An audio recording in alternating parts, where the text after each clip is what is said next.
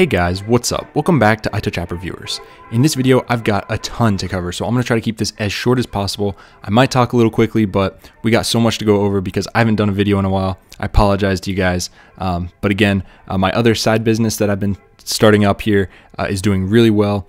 And I will be releasing that to you guys very shortly. But anyways, on to the news. Apple announces WWDC 2018 kicks off on June 4th in San Jose, pretty much just as our leaks that we had suspected a couple weeks ago. You guys can go watch that video if you want. Developers can register to attend starting yesterday, and Apple says registration will be open until Thursday, March 22nd. It costs like $1,600, same as usual. Yeah, $1,600 right there. But yeah, really what I want to talk about here, this is kind of what they are showing as their banner on their website. So if I click on this, it should be popping up here.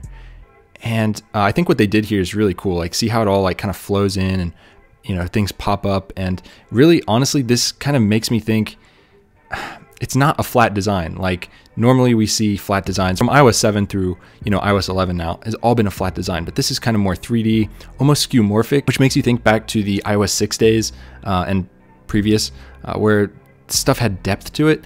But this is kind of a hybrid between flat and simple and minimalistic, but also it's got some depth to it. So I really like the looks of this. If this is what they're going to redesign iOS 12 with, I would be really happy about that. I know that's the first thing everyone thinks about when they see these. They just want to kind of guess at what this could be, but the colors here look really good. I really like the minimalist, you know, white grayish design. If they can do something like this for iOS 12 or even the macOS, just to kind of make it look more modern, that would be awesome. And you know, some of the animations, if I reload here, show you that again, they just seem quicker and snappier. And so hopefully that will be an overall, I don't know, just overall snappier operating system with iOS 12, and I'm really hoping they refine it a lot. But I also want new features.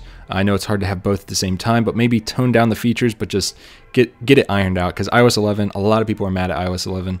I haven't had too many problems, but the problems I do have are a pain in the ass. So here's to hoping iOS 12 is better, but just looking at this design, I'm really optimistic. So next up, third report says Apple's AirPower charging mat will launch in March. So there have been tons of these reports, obviously two before this, which is pretty unheard of. So there's basically, it's not confirmation, but there's a lot of these. So we can be pretty confident that this might actually happen. But the AirPower mat could be going for up to $200, according to some people, which is absolutely ridiculous. I will not be buying it at that price.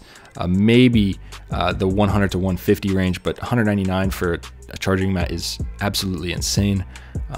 That's just not in the cards at all for most people, just because it's not worth it. I mean, you can go on Amazon and get a $10 one.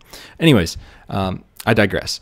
The AirPods, they might be actually getting their wireless charger as well at the end of this month. So look for this within the next week or two.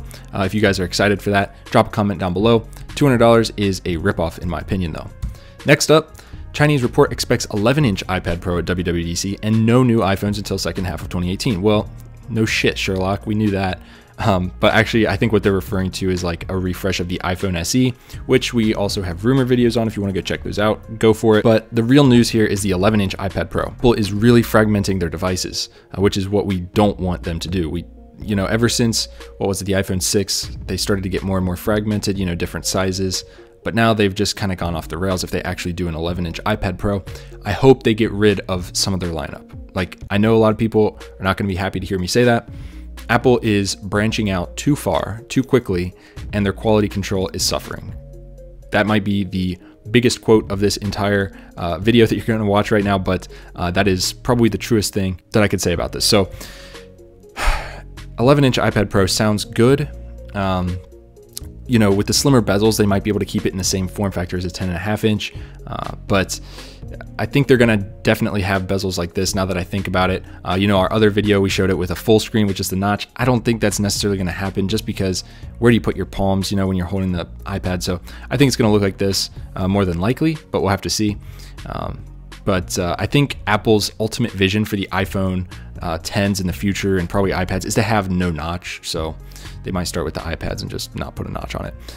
But anyways, 11-inch iPad Pro sounds cool. Hopefully they get rid of the 10.5 inch. We'll have to see on that, but I really think they need to, you know, narrow down on what they're good at. Like, they need to focus on the products that made Apple great. You know, the iPad, the original iPad. Like, don't branch out so much. Just stick to what's good and perfect that stuff. So those are the stories for today. There are more about the iPhone 10.2 or whatever they're going to call it. But I'll go over that real quickly with you guys.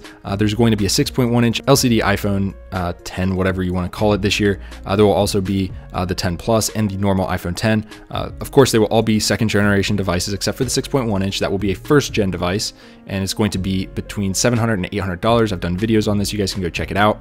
But if you guys are looking for the iPhone 10 Plus, you're going to have to wait until about September or October of this year.